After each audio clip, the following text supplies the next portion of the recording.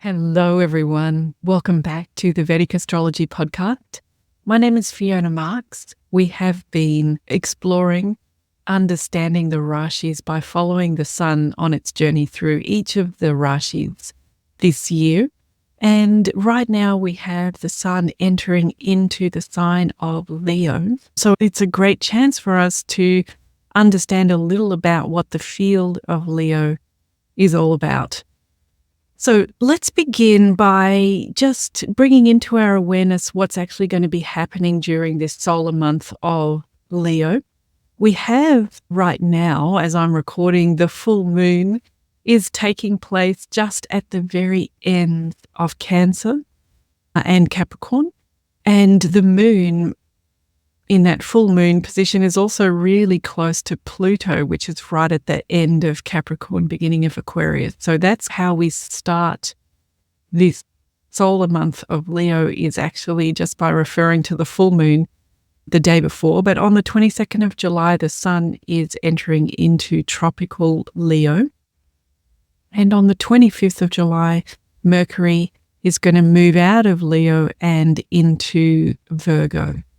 And right as it does that is right around the time that the moon will just be passing over Neptune up there in Pisces.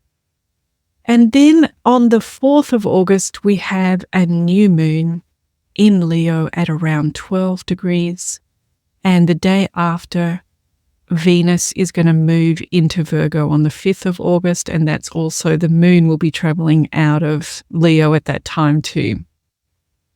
On the 8th of August, Mercury and Venus are going to be conjunct at the beginning of Virgo around 4 degrees.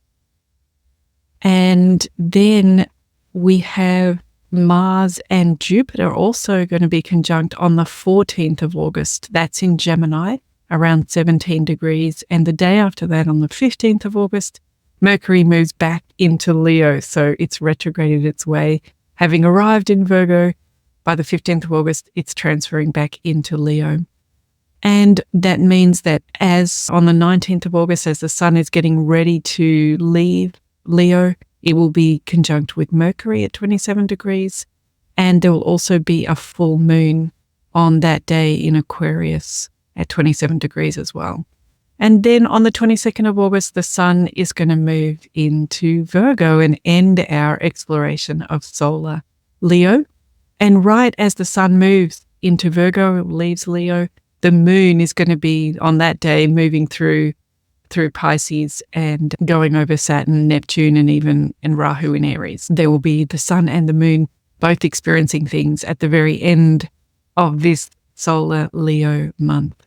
Now, as we always do, let's see if we can find what confluence or what connections are there between the sun and Leo. And we have done this for every month that we've looked at. So we began with solar Pisces and all the way through, or is asking ourselves, what does the field have in common with the planet that's transiting? And in this case, obviously the matchup is quite high because it is the sun that rules the sign of Leo. So it's a very natural placement for the sun to be in Leo. In fact, during the whole transit, the sun will either be in its Mula Trikona position or it will be in own home position. So we can see that there's going to be a high level of match. And one of the ways that we can think about that is at the element level. So the fire element, the sun is a fire element planet, and Leo is also associated with the fire element. As well as that, they both share the masculinity, the gender of masculinity, meaning that there is perhaps that external focus, wanting to interact, wanting to take action. And as it's the sun, we can think about that as perhaps around leading from the front. And they also share the same guna, both sharing the sattva guna. I think one of the ways that helps me understand Leo and this solar month of Leo is the modality of the fixed sign of Leo. So we know that when we first looked at the fire sign, that was Aries, and it was an active sign, and we associate Aries with all of that initiative and even risk-taking putting everything in our self-belief and starting. That's what Aries is all about. By the time we come to this part of the ecliptic, to this 30 degrees of the sun's journey, we find Leo is a fixed sign. So it's a sign, a field that naturally creates stability and wants to integrate all of the experiences by providing that solidity. And this makes me see Leo as having that confidence. The sun has the confidence here because of its fixed foundation of Leo. It also matches very well with our idea that the sun is consistent, the way that the sun comes up every day of the year, a constant companion through our life. And this fixed sign nature of Leo makes me think of the sun's quality of being protective and also of being sacrificing, the idea that the sun is willing to sacrifice for the greater good also seems to fit with this idea of Leo being a fixed sign. So perhaps if we were to contrast it with the only other fire sign that we've looked at in our journey through the year, we could notice that maybe a difference is around Aries being a little bit more that dynamic, active sign and willing to take risks, even high level of risk. And perhaps Leo has more that only going to take risks if it's for the protection of everyone, a sense of sacrifice for the greater good. And maybe a different quality to the confidence of the sun. In Aries, a boldness, a self-belief. In Leo, perhaps just a really natural, supported sense of confidence and permission to lead and to initiate. Maybe not so much a sense of having to force or take risks with a Martian kind of space of Aries, but being completely in one's own home or even Mula Trikona with the actions one takes in Leo from the sun's perspective.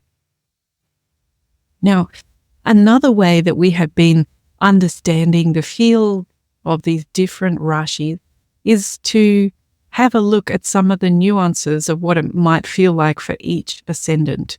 And every time we do this, we give the same caveat that obviously all of our charts are unique. We've got our own planets placed in completely different positions from each other, even if we share the same ascendant, which is the criteria that I'm going to discuss in a moment. What is Leo like for each ascendant? So even if we have the same ascendant, everything else can be completely different. The dignities of the planets can be completely different. The signs that they're in, the conjunctions they're in, the different avashtas they're experiencing. So while we're going to talk about each ascendant, it really is not a template cookie cutter thing that we can say everybody with this particular ascendant is going to experience the same thing. But what we're really trying to do is take the invitation of astrology to be a little bit more connected with the cycles of the sky and the cycle of our natural world. And to do that as we live in kind of sometimes a busy and detached and almost virtual world, to do that, one of the ways is to reconnect with some natural rhythms. And we've been doing that on Patreon all year. We have had a Varshafal group. We just had our final meeting and we have met the 13 times of the year to look at the role of the sun in everybody's chart, specifically through the lens of the solar return, as a way of reconnecting a little bit to that solar energy. And that's also what we're doing here in our looking at the sun's transit through Leo. It's a way for us to perhaps reconnect with our solar energy. With that caveat, let's jump into a little bit of detail. Couple of things to remember are that when the sun arrives into Leo, Venus will be there already. And Venus and the sun are mutual enemies in Vedic astrology because they have different modus operandi and different rationale about what life is about. And when they're together, they mutually encourage maybe the worst type of sacrifice in each other. So Venus can encourage the Sun to sacrifice its inspiration in order to create harmony with others, to be appealing to others, to be palatable. So that's not really in line with the Sun's mission of truly following its auspicious inspiration. And on the flip side of that, the Sun can really encourage Venus to sacrifice its own innate sense of taste, its somatic, sensory-based compass of what I truly want or what pleases me, what resonates with my energy, body manifestation. So we sacrifice our taste for the inspirational great good that the Sun is inspiring us for. So something to keep in mind for the first half of this transit through Leo is that it could be a little muddled with the two of these mutual enemies in our attempt to understand what Leo really feels like. We must acknowledge that we're going to have a little bit of a discomfort battle there between Sun and Venus. But on the other hand, it is a good time to reconnect with Leo because the Sun will be Mula Trikona or own home during the whole solar month of Leo, meaning that it's awake. It's got the most chance of being conscious of its experience through Leo. So that might help us reconnect with Leo energy. So as we normally do, let's go through each ascendant. If we think of Aries Ascendant, then the Sun is the fifth lord for an Aries Ascendant, and it will be in the fifth house. So we can cast our mind towards what we know about the fifth house, that it's a house of intelligence, and the Sun is a planet of intelligence. So this seems like a really natural match if we want to reconnect a little bit with solar energy. The fifth house also has an association of working with mantras and to some extent spiritual texts. So perhaps there's a mantra, perhaps it's Gayatri mantra times. The fifth house also has associations with investments and taxes, and for that reason, government. It has associations with children and happiness, and also with game, recreation, sport, being outside, adventure, and with romance. So these are some of the ways that the fifth house might be stimulated. So maybe listen in to your experiences during the month and see whether you agree with those. And if there's something that you want to initiate in that area, perhaps now's a great time to do it. Maybe start your mantra practice, or maybe it's time to file your taxes. You know your own life. Maybe it's time, or we're on holiday, maybe it's time to spend time with the children. A couple of other things to keep in mind for Aries Ascendant is that Mars, the ascendant planet for Aries Ascendants, has been conjunct to Uranus. I'm sure maybe you've been feeling that. It's in the second house for Aries Ascendants. And then Mars is, through this solar month, moving out of Taurus and into Gemini, where it will conjunct Jupiter. So there's sort of things going on for the Ascendant Lord for Aries Ascendant. And just a reminder of what the fifth house is about, that really it's wanting to secure our auspicious sense of self and create our legacy. And this fifth house, the sign of Leo, is a fixed sign and it is a dharmic sign. So some quite nice confluence there. For Taurus Ascendant, the Sun is the fourth lord in the fourth house, and this brings to mind ideas around the home, around our homeland, and our connection with the home and homeland. So maybe that's going to be accentuated during this month, or maybe we'll feel even more disconnected. It just means that the energy will be perhaps bringing that into our awareness. The fourth house is also associated with mother, with vehicles, with education, and growing things. And when maybe it's out of balance, perhaps the fourth lord in the fourth house, we can become too attached to our luxuries or too sentimental. So if we want to understand Leo as a Taurus ascendant, These are the kind of things to allow our attention to focus on during the month. These ideas around home and mother and education, growing things. As we said, Venus is going to be with the Sun at the start of this transit. So what is that going to feel like? So if you're a Taurus Ascendant, you might want to be open to that. Remember, once Venus moves out of Leo, it's going to go debilitated into Virgo. And we also have that Mars-Uranus conjunction was happening in Taurus. So there's a lot of things really going on for Taurus Ascendant. And as our fourth house, we really want to, it's an angular house, but it's also a moksha house. So we want to take actions to establish a receptive home base where we are supported psychologically, emotionally. It becomes our inner sanctuary, our heart base, that no matter what goes on in that outside world, we have the sanctuary to ground us. That's what we're trying to establish with the fourth house. For Gemini Ascendant, the Sun being in Leo represents the third Lord being in the third house. So if we want to reconnect and understand Leo energy, we're going to use the Sun as a bit of a tool to do this. We might think about some of the associations of the third house. And one of them is like being in the right place at the right time, doing things at the right time. Another association around siblings and peers and friends and teammates.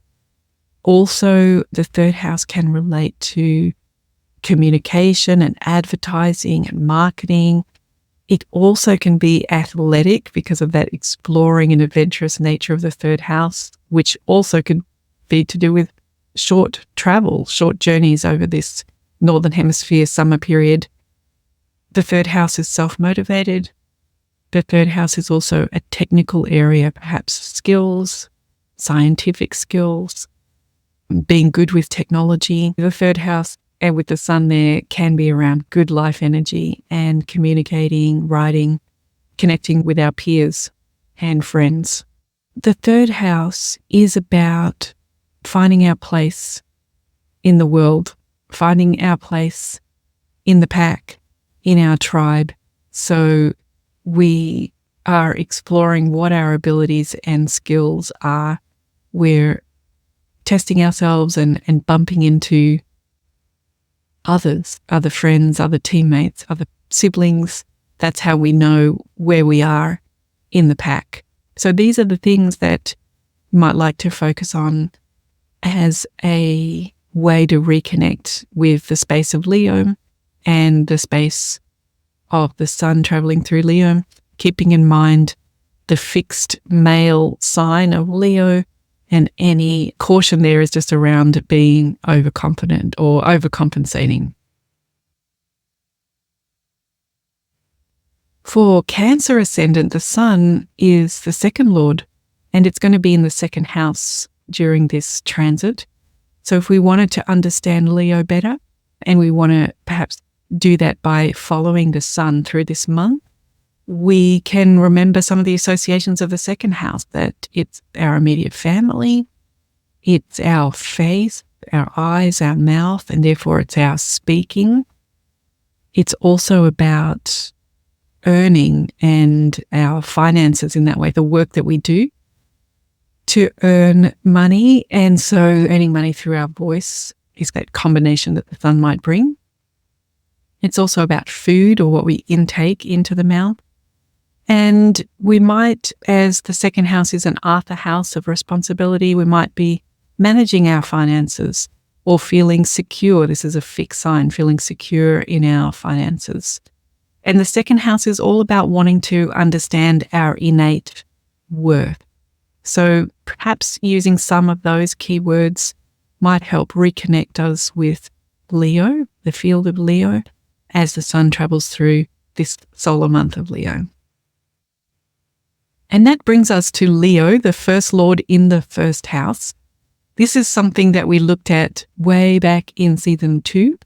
In episode 13, we went through each version of the first lord in the first house for every sign. And when we did that for Leo, we looked at Andy Warhol, who was an artist who really was extremely well known and extremely creative and almost created his own style of art. And in some ways, even though he did that, he was even more famous than his work. So some real Leo shining qualities there. And he also fostered a community of up-and-coming artists and created a foundation to which all of his wealth at the time of his death went towards this foundation of developing new artists. So it also reminds us of that Leo mission of protecting others and achieving our self-expression, our creative expression as a way to help bring everyone along as a leader. As we move forward, so does everyone move forward. So you can go back and have a listen to that episode. If we think about what the first house is all about, it's the beginning of the hero's journey. We want to take action to discover ourselves on this auspicious path. We cannot know really what our mission is until we take action, and we have to jump in and explore or take the risk. And through going through the hero's journey, we'll know what it is that we're here for. So the first lord in the first house, if you want to take this invitation to reconnect and understand the field of Leo by using the sun's transit, we might think about how the first house is related to self-development, to being autonomous, and to self-expression. It's related to having a congruent character, to being a leader when it's the first lord of the sun in the first house. And the cautions with the first lord in the first house is when we're leading for our true auspicious inspiration, and that is informed and aligned with others and the people that we're leading. For Virgo, taking this opportunity of solar Leo would be looking at the 12th lord. The 12th house is a receptive house of contemplation. It's where the entire hero's journey is integrated and released. So it's receptive to the interconnectedness of everything and to transcending everything. So keeping that 12th house in mind, if we want to reconnect with what Leo is about, we can use the sun's transit through Leo and think about these 12th house indicators around contemplation, reflection, dreams, the dreams that we have when we're sleeping, and giving all that we have. The 12th house has a connection to charity, and the sun is sacrificing, so might be a time to connect with being generous. The 12th house, a place where we can enjoy being alone. So maybe it's a time of retreat. Maybe you're going to have a chance to retreat from the busyness of your daily routine, which can include long, far away places or long, far away vacations. I guess even the internet is the 12th house, isn't it? And with all 12th house things, we want to remember around the challenge to be grounded. And sometimes the 12th house, we feel uncomfortable in the body. It's easier to be out of the body. So take those two cautions, keep those in mind as we reconnect with Leo through following the sun's journey. For Libra Ascendant, we are looking at the 11th lord is the sun. If we want to use this time, this solar transit, as a way to understand Leo, it brings to our awareness the 11th house. And the 11th lord in Vedic astrology can be seen as difficult because it's a karma house, a house of following our aspirations and our desires, which is wonderful, but can lead us away from perhaps the mission that we're here for. If we think about the imagery of Libra and the scales, we have the gold in the scales is what the sun represents. And it brings to mind what is really the purpose of trading. If we go back to Gemini, the statement about Libra is, in Libra trade, very concise. And Venus-ruled ascendants or Venus-ruled signs are all about value. So what is the value of trading? And this is where the sun becomes the 11th Lord. Is the value of trading, is it about the gold? Or is it about the relationship, the transaction, and the transformative power of trading? And if it's about the gold, can it become something that a Libra ascendant gets stuck in? We think of Leo as a fixed sign. The pursuit of wealth and gold has a heaviness to it. And Libra is an air sign of movement. So this is maybe some of the reasons why the sun could be difficult for a Libra ascendant. So keep that in mind. Go back and have a look at Season 1, Episode 11, has a discussion of the 11th Lord for all of the different ascendants. It just happens to be when we're doing this whole year of understanding the fields, the rashis, it happens to be that every time we talk about Libra, we talk about the 11th Lord, but there's a whole podcast on the 11th Lord for each ascendant. So we want to keep in mind we're looking at the 11th Lord. It has a certain amount of risk to it for the dharmic purpose of Libra might be derailed by the 11th Lord. The other things to keep in mind is that Venus is going to be with the sun at the start of this transit. So this whole mutual sacrifice can be not helpful. And then it's going to go into debilitation.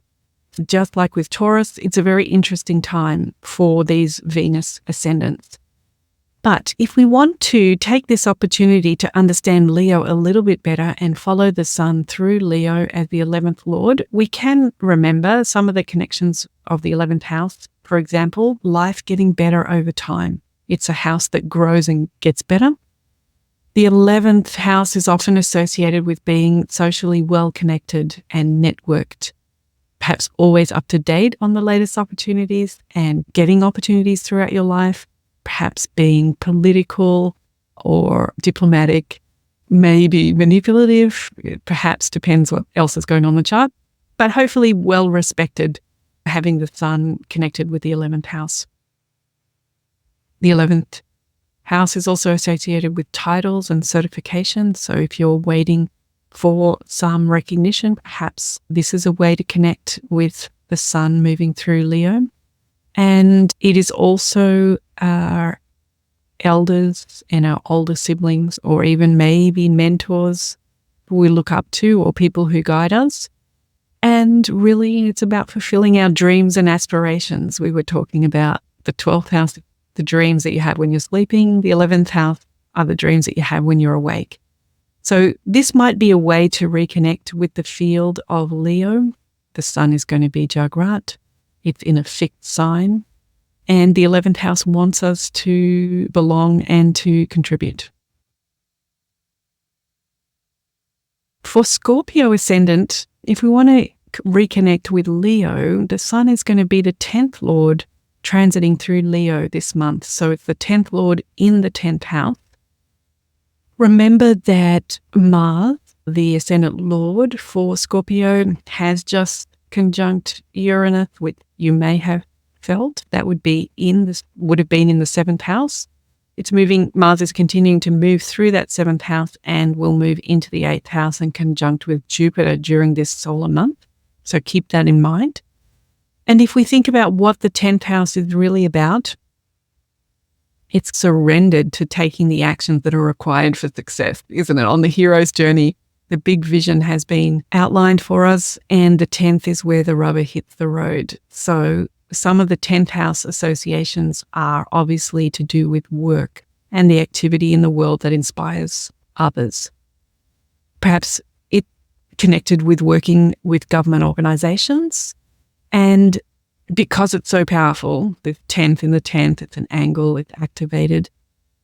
One of the things that we might get in touch with to reconnect with Leo and the sun is just asking ourselves about whether we're feeling stuck in our career, or we're feeling so successful that we can't leave, or whether the fixed nature of Leo is making us choose security over inspiration. So during this solar month, as a way to reconnect with Leo energy and the sun, which is going to be Jagrat in this 10th house, hopefully that brings a real sense of success in our work, but we can also question our work-life balance, and that might be some of the things that will help us reconnect with the sun transiting through Leo. For Sagittarius Ascendant, if we want to reconnect with the field of Leo, we could follow the sun traveling through Leo this month, and it would be the 9th Lord. And the 9th Lord is associated with purpose. It's guiding us. The 9th Lord wants to guide us in an auspicious and purposeful mission, something that we are committed to and devoted to. 9th house associations that we could think about in relation to the sun that might help us understand the sun going through Leo is around ethics and morals and good character, feeling inspired, feeling purposeful, feeling innate sense of direction and meaning, and able to make decisions based on those, perhaps an ability to see the bigger picture. And the 9th Lord also relates to our own culture. So we might feel that we are a strong representation of our own culture, or depending on the indications of the chart, some discomfort or disconnection with our own culture. The 9th house is also related to higher education and knowledge, scriptures, faith, philosophy. It's related also to marriage and what we're committed to, and it can also be related to traveling the world. So these are the things that, if we want to understand Leo a little bit better, connect with the sun during this month, perhaps we're going to think about these areas of purpose and meaning. One thing to keep in mind is that Jupiter is in the 7th house. That's the Ascendant Lord, is in Gemini, and it's going to have that Mars transit during this solar month. So the 5th and 12th Lord, Mars, is going to conjunct with the Ascendant Lord in the 7th house. For Capricorn Ascendant, if we want to take the invitation to understand Leo better, we can think about the Sun's transit as being the 8th Lord for a Capricorn Ascendant. And the 8th house is where we are surrendered to going through the darkest, to going through the ordeal, surrendered to transforming the deepest traumas and purifying our soul or experience of being conscious. It's the moksha house, and all of the moksha houses are transformative enlightenment houses. And we could take the invitation of the sun being in Leo to reconnect with that field by perhaps thinking about vitality, the 8th Lord of vitality. It's also a place where crises happen, the 8th house of sudden breaks and changes. So maybe having the sun there will allow us to be intelligent, maybe even see those crises before they occur, perhaps. It could activate our intelligence around psychology, analysis, investigation, astrology, tarot, all of those kind of deep subjects, even an interest in understanding after-death states can give us a certain magnetism to our personality, that mysterious 8th house having the sun Jagrat there. And the 8th house can be related to other people's money as well. And it can also be related to withdrawing our senses in that moksha way of bringing all of our awareness inside the body, inside the sensory system, and using that attention for our spiritual enlightenment. Saturn, the Ascendant Lord for Capricorn, is in the 3rd house during this transit, the 3rd house of skills and courage and adventure. For Aquarius Ascendant, if we want to take the invitation to understand Leo via the transit of the Sun, we might like to remember that the Sun is the 7th Lord for Aquarius Ascendant.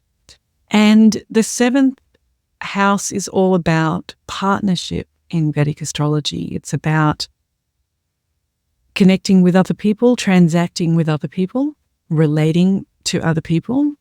And the Sun being the 7th Lord in the 7th house, perhaps people are going to feel more comfortable with us. It's going to make us more charming and attractive and persuasive.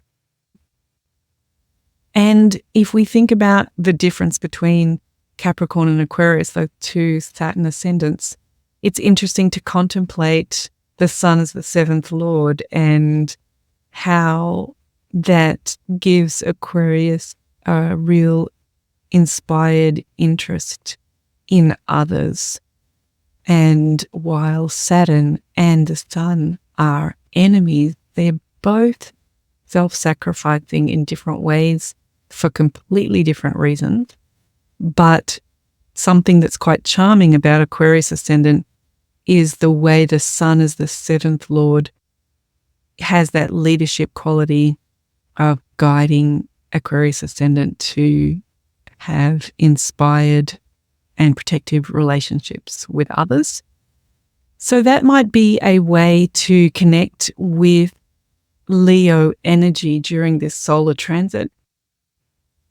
It would be interesting to watch whether we feel like we want to do things with others, whether we put too much attention on that during this solar month, whether we have difficulty doing things alone during this solar month. Let me know what that experience is like.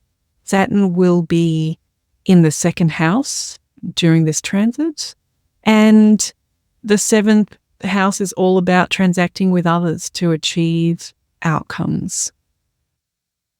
And for Pisces Ascendant, if we want to take this solar month of Leo to use the Sun's transit as a way to either reconnect with solar energy or reconnect with what Leo feels like, the field of Leo, we can think about the Sun as the 6th Lord, and in this case, it would be in the 6th house.